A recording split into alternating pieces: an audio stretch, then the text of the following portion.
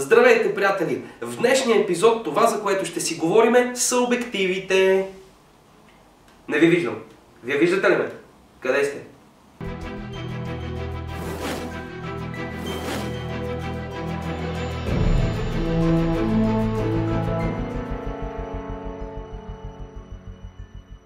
Общо взето какво представлява обектива? Обективът е една оптична система, която се състои от огледала и лещи.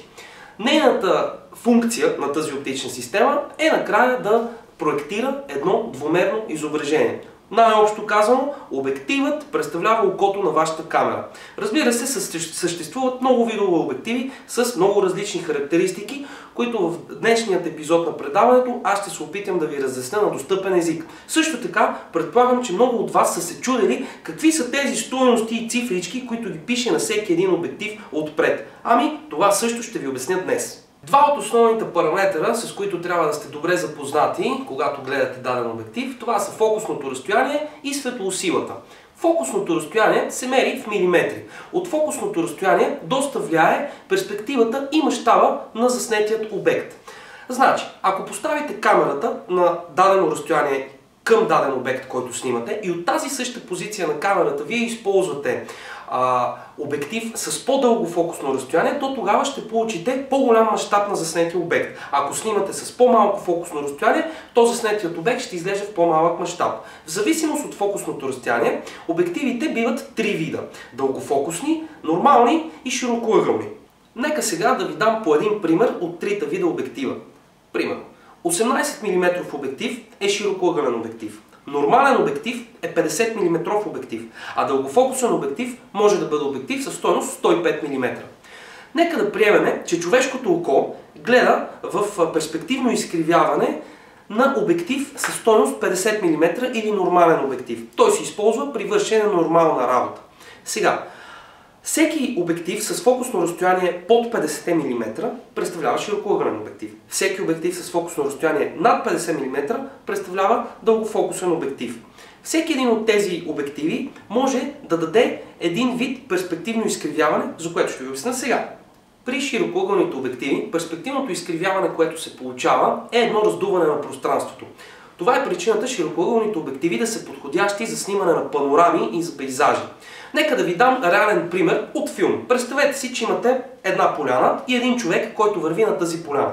Ако на вас ви се струва, че тази поляна е огромна, обаче човекът успява да я мине за много кратко време, то тогава неминуемо се снима с широк обектив. Причината, просто разстоянието изглежда по-голямо, отколкото всъщност е. Това обаче е обратното при телефокусните обективи. Ако снимаме с телефокусен обектив, перспективното изкривяване е едно приближаване на обектите, което може да е малко нереално. Пак ще дам пример с човекът и поляната. Ако поляната ви се струва много малка, обаче човекът върви и не я изминава, демек върви много дълго време, то неминуемо се снима с дългофокусен обектив. Нека сега да ви дам един реален пример с този обектив. Това е моят китов обектив към DSLR-а ми. Нека да видим какво пише тук. Тук пише 18-55 мм. Значи имаме стойности на фокусното разстояние от 18 до 55 мм, което класифицира този обектив като един широкоъгълен обектив към нормален. Общо взето, фактът, че има две стойности, означава, че този обектив е вариообектив и мога аз в реално време да променям фокусното му разстояние.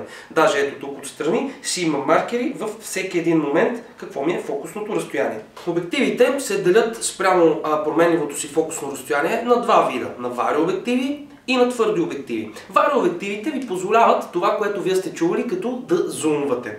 Общо взето, твърдите обективи нямат възможност за фиксиране на фокусното разстояние. Имам предвид вие да го фиксирате. То си е едно, твърдо и не може да го променяте. Например, обектив, който е само 35 мм, демек на обектива ще пише само 35 мм, то това е един твърд обектив. При наличието на двете стойности, значи, че имаме вариообектив и ние може да компенсираме различните видове стойности в реално време. Това, което обаче аз лично не ви съветвам да правите, е когато снимате вашите филмчета, по време на снимането да правите различен вид промяна на вариото или демек да зумвате. Напред, назад. Това принципно прави филмчетата доста аматьорски. Това, което препоръчвам, е просто да променяте позицията на камерата с различна стойност на фокусното разстояние. По принцип, вероятно си задавате въпроса: добре, за какво ми е да си взема един твърд обектив, при положение, че мога да си взема един вариообектив, който мога да настройвам различното фокусно разстояние?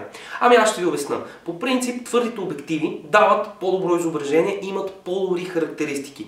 Вариообективите по принцип се водят по-китовите, тези с които може да започнем да снимаме, да отидем някъде, да направим нещо, и по принцип твърдите обективи са по-скъпи от вариообективите, въпреки че вариообективите имат механизъм за смяна на лещите.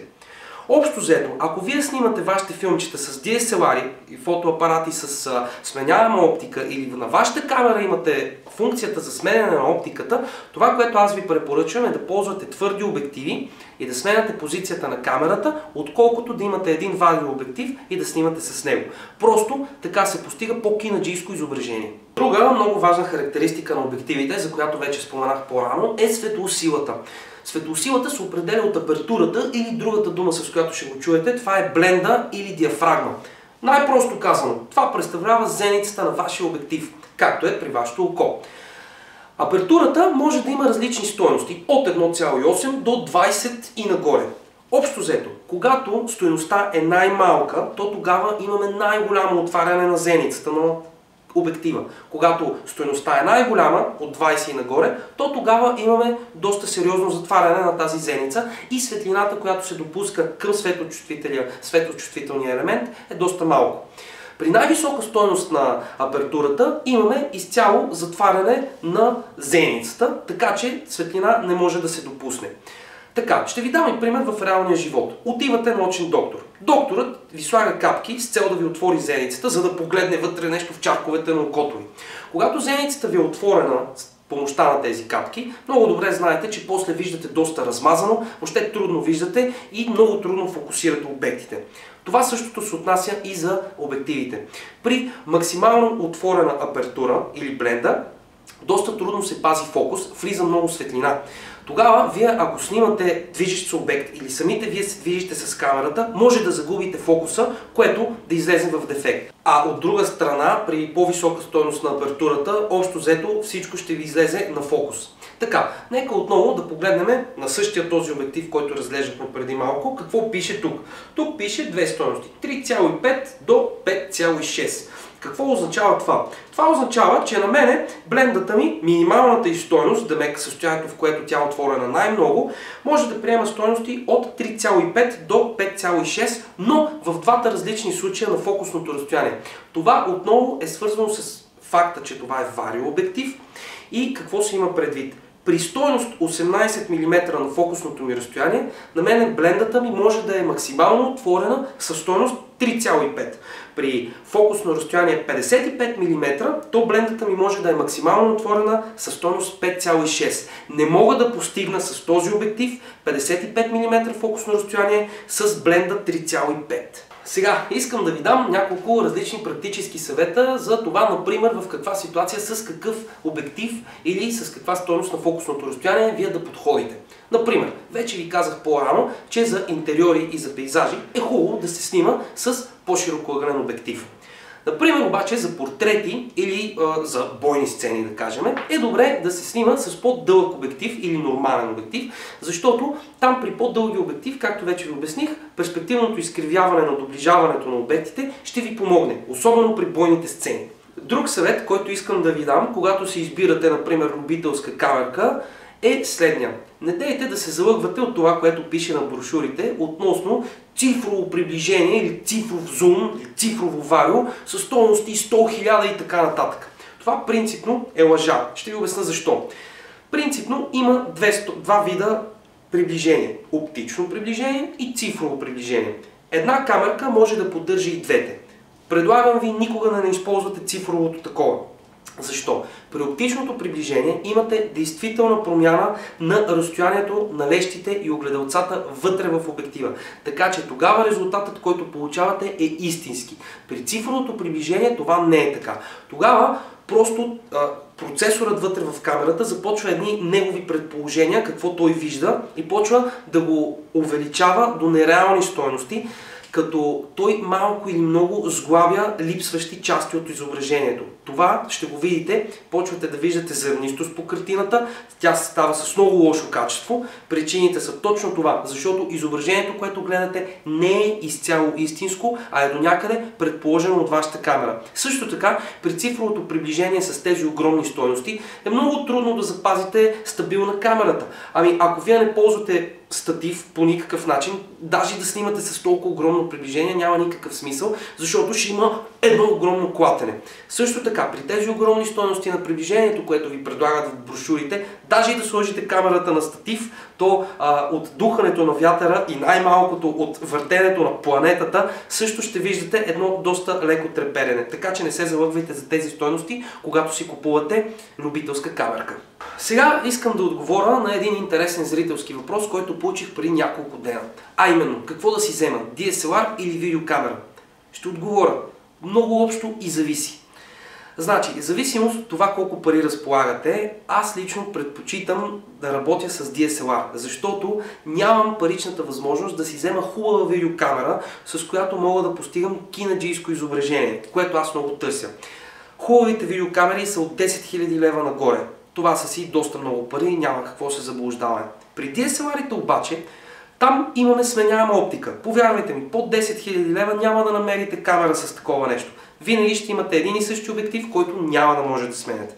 При DSLR-ите можете да си наемате различни обективи, в зависимост от различната ситуация, какво ви е нужно. А наемът на обектив е доста достъпен. Няма да намерите над 25 лева на ден. Също така, DSLR-ите имат доста по-голям сензор, което предразполага към едно доста по-кинаджийско изображение. По-контрастно изображение, което, както вече ви казах, киното търси, а пък любителските видеокамери дават едно малко такова телевизионно изображение. Също така, DSLR-ите имат почти всяка една функция, която ви е нужна. Ръчен фокус, скорост на затвора, 24 кадра в секунда. Още някои тела, между другото, имат и за контрол на звука. Зависи от тялото, но доста голяма функционалност. При повечето камери това не е така. Винаги имаме едно урязване на функционалност. Но също обаче трябва да отбележа, че и DSLR-ите си имат своите минуси. Първо, DSLR-ите са доста трудни за стабилизиране, тъй като те са си фотоапарати на практика и е хубаво да имате повече оборудване отстрани. Стативи, триподи, моноподи, хубаво да имате раменни стативи, когато снимате от ръка. Тогава просто треперенето е малко по-неприятно, отколкото при една камера, която даже да е по-малка, е направена така, че да се държи в ръка. Също така, DSLR-ите са доста капризни от към осветление. Трябва да имате поне едно-две прожекторчета отстрани, ако правите вътрешни сцени. Но както и да е, ако искате да постигнете едно доста по-кинаджийско изображение, моята лична препоръка е DSLR. Това беше от мен за днес. Надявам се това, което чухте, да ви е било полезно и, разбира се, интересно. Не забравяйте да влезете на моята Facebook страница, където може да зададете различните си въпроси, нещо, което може да направите и като коментар под филмчето отдолу. Също така, за да не изпускате нови епизоди на предаването, не забравяйте да се абонирате за VBOX 7 канала ми или за канала ми в YouTube. Ще се видим отново след 2 седмици, което между другото се пада през новата 2013 година. Така че аз искам да ви пожелая едно много весело посрещане на празниците, много топла и сполутена Коледа и много весело изкарване на новата година. Искам да ви помоля да не забравяйте да не се напивате много, не дейте да смесвате повече от 2 вида минерална вода. Стриктно само един вид, защото черният дроб може да се стресира. Ще се видим отново до година. Чао!